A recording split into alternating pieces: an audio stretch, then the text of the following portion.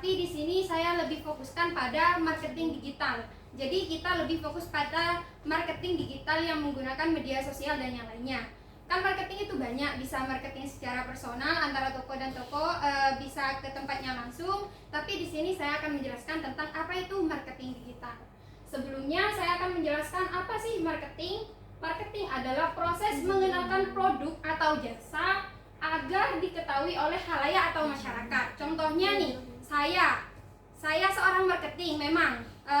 Saya pernah punya produk basreng, dan di sini masuk pada apa sih marketing, mengenalkan produk. Kalau saya mengenalkan produk pada kalian itu udah dikatakan sebuah marketing kayak gitu. Nah, untuk marketing digital kayak apa? Marketing digital itu adalah suatu kegiatan pemasaran sebuah produk atau jasa menggunakan media digital yang bertujuan untuk menarik perhatian konsumen dengan cepat. Mengapa menggunakan digital itu dikatakan menarik perhatian konsumen dengan cepat? Karena kinerja dari digital itu sangat cepat dibandingkan tanpa menggunakan digital.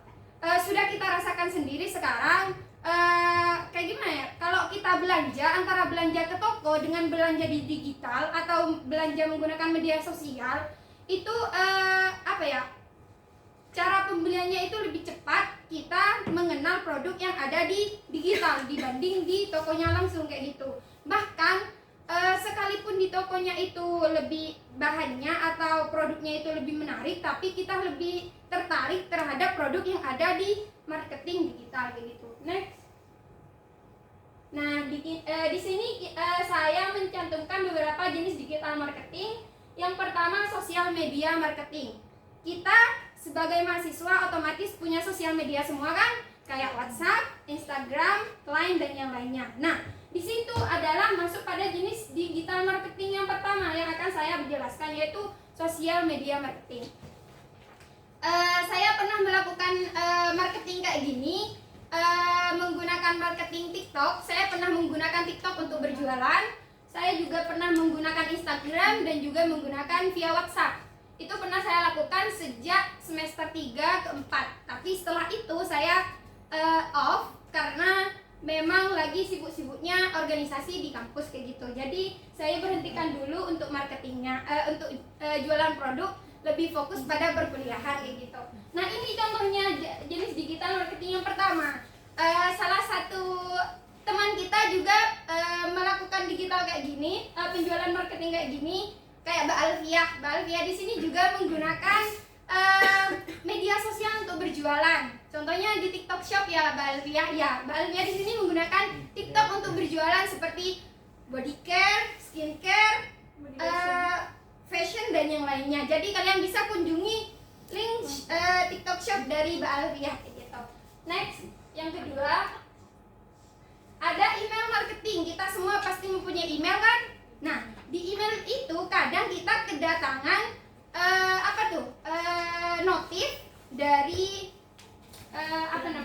aplikasi. Contohnya ini kayak Tokopedia. Ini saya screenshot, soalnya di email saya nggak ada kayak gininya, jadi saya cari di Google. Soalnya di email saya nggak ada pemberitahuan kayak gini. Nah, ini contohnya. Biasanya kalau ada promo-promo bulan Ramadan atau hari-hari besar tuh biasanya kan banyak promo. Itu masuk ke email kita. Gunanya apa? Itu untuk menarik perhatian kita untuk membeli produk yang ada di Tokopedia atau toko yang lainnya. Biasanya itu banyak diskon, beli 2 gratis 1, atau iya, gratis ongkirnya itu banyak biasanya. Apalagi untuk pengguna baru. Nah, itu banyak memikat hati para anak muda sekarang, apalagi kayak kita mahasiswa pecinta outfit, pecinta makanan, dan yang lainnya. Ini sangat berguna gitu. Lanjut ke jenis yang ketiga, yaitu digital advertising.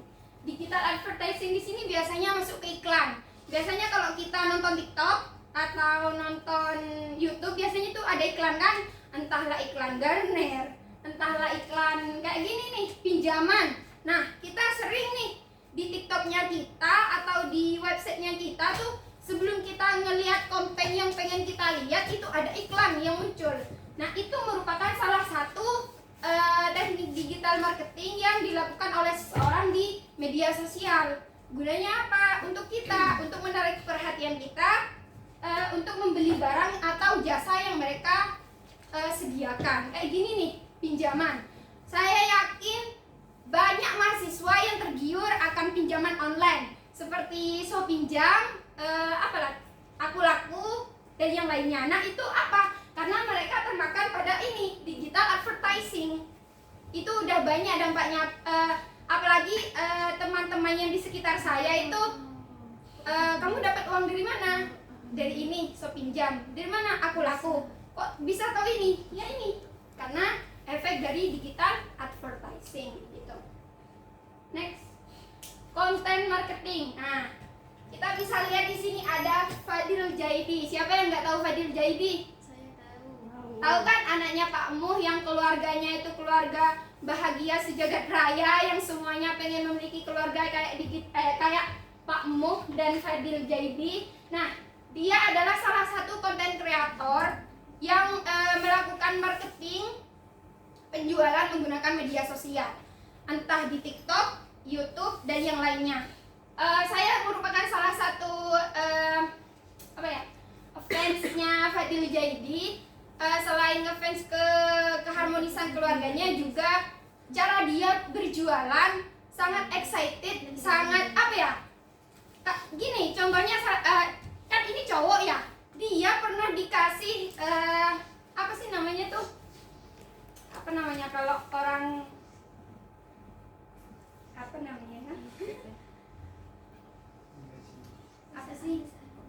kerja sama brand lain. Nah, itu pernah dikasih baju cewek anak kecil bikini sama dia dipakai. Nah, itu kan merupakan salah satu excitednya dia dalam berjualan di media sosial gitu. Ini salah satu contohnya. Jadi kalau kita pengen pengen memulai bisnis menggunakan media sosial, kita bisa belajar dari Fadil Jaidi. Belajar dari apanya? Dari semangatnya, dari excitednya. Tapi jangan lupa niatnya dulu. Kalau kita cuma niat ikut-ikutan, itu kita cuma semangat di awal, di akhirnya itu udah gak ada hasilnya kayak gitu. Tapi kalau kita niatnya, aku pengen nih kayak Fadil Jaidi, kayaknya seru nih. Nah, kita bukan cuma fokus pada penghasilannya, tapi kita bisa menggali potensinya kita menggunakan media sosial gitu. Next, affiliate marketing. Kalau mahasiswa YIN mungkin udah gak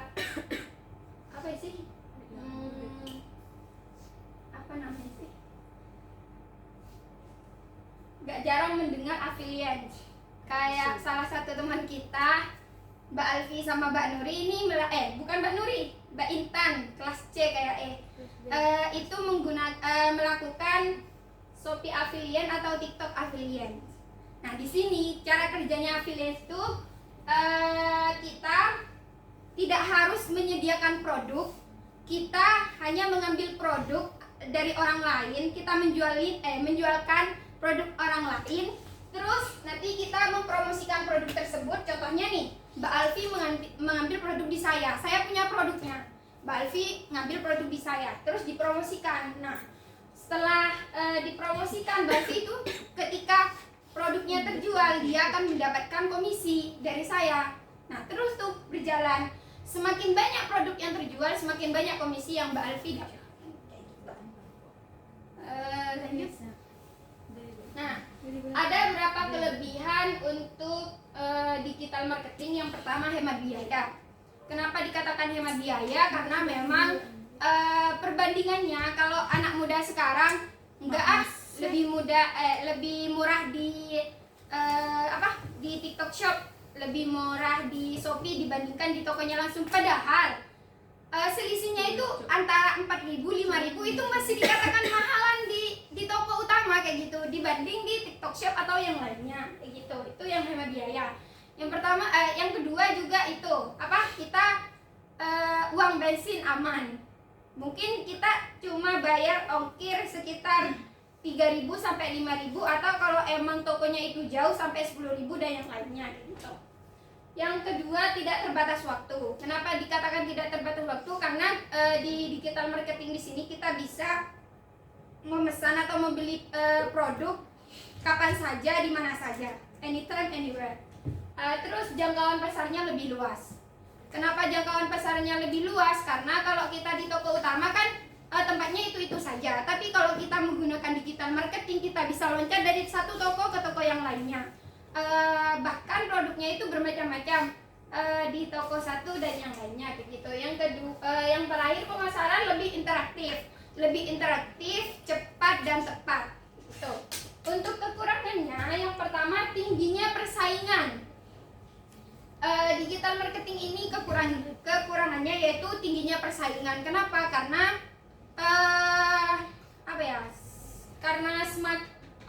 maraknya media sosial, semua orang itu tertarik, jadi semua orang mencoba untuk melakukan digital marketing sehingga muncullah tingginya persaingan gitu. Yang kedua, ketergantungan pada teknologi.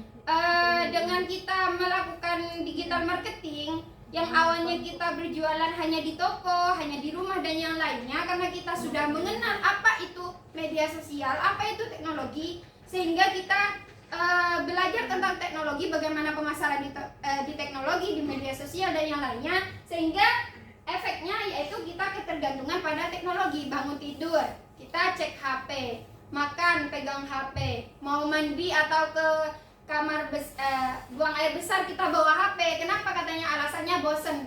Itulah efek dari teknologi gitu. Yang ketiga, masalah keamanan dan privacy. Kalian pernah gak media sosialnya kena hack orang? Ya kan? Itu kekurangan dari media sosial, karena ketika kita tidak memperkuat keamanan di media sosial kita, maka kita akan mudah kehilangan privacy yang ada di media sosial kita. Kemudian yang keempat, umpan balik negatif.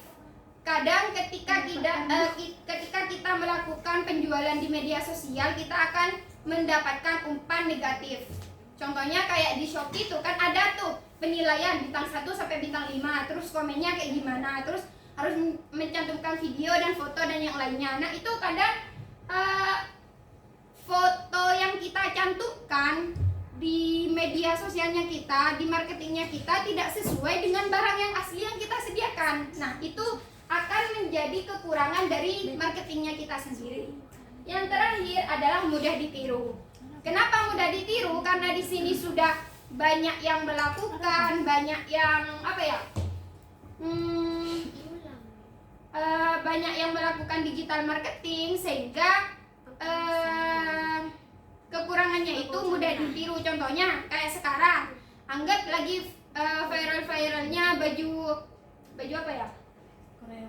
Oh, baju kebaya Korea dan yang lainnya. Tuh, satu toko jual kebaya, toko yang lain jual kebaya juga. Nah, itu kekurangan dari digital marketing. Tapi bagaimana caranya kita sebagai seorang digital marketing untuk membuat produk kita beda dari produk yang lain? Nah, ini bisa jadi salah satu trik bagi kita sebagai mahasiswa yang kerja selain kita kuliah ikut organisasi, tapi kita juga bisa berpenghasilan untuk menambah uang jajan, beli cilok dan yang lainnya nih. Bisa digital marketing untuk menambah pekerjaan kita di kosan, di rumah dan yang lainnya. Apalagi kalau di kosannya itu ada wifi, jadi kita pekerjaan digital marketingnya itu lebih terjangkau. Nah, terus ada tips menjadi seorang marketing. Yang pertama, membuat strategi dan target konsumen. Saya tahu setiap mahasiswi di sini pasti mempunyai target, apalagi target dalam masalah kuliah. Entah targetnya mau cepat selesai skripsi langsung nikah, atau lanjut S2, itu merupakan target dari teman-teman mahasiswa-mahasiswi. Sama kayak tips menjadi seorang marketing, kita harus mempunyai strategi. Apa sih strateginya kita? Kayak gini, toko sebelah ini jual sebelah, sedangkan kita juga jual sebelah. Gimana caranya kita membuat sebelahnya kita lebih tenar dari produk sebelah? Kita harus membuat strateginya kita sendiri yang bisa menarik perhatian konsumen. Entahlah nanti dikasih gift, atau dikasih free dikasih free es teh dan yang lainnya, atau dikasih free wifi dan yang lainnya, stiker dan yang lainnya, kayak gitu. Itu merupakan salah satu strategi kita.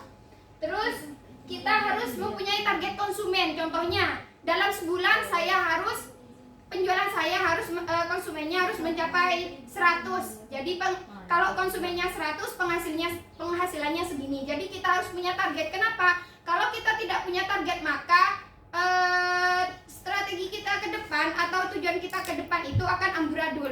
Ketika kita tidak punya strategi dan target, sama halnya strategi dan target dalam kehidupan kita sehari-hari. Kalau kita tidak punya jadwal dalam kehidupan kita sehari-hari, maka cara kita menjalani kehidupan kita ke depan akan lebih amburadul. Kayak kita nih, pagi punya jadwal nyapu, setelah nyapu kita mandi, setelah mandi kita masak. Nah, itu merupakan beberapa target dalam diri kita.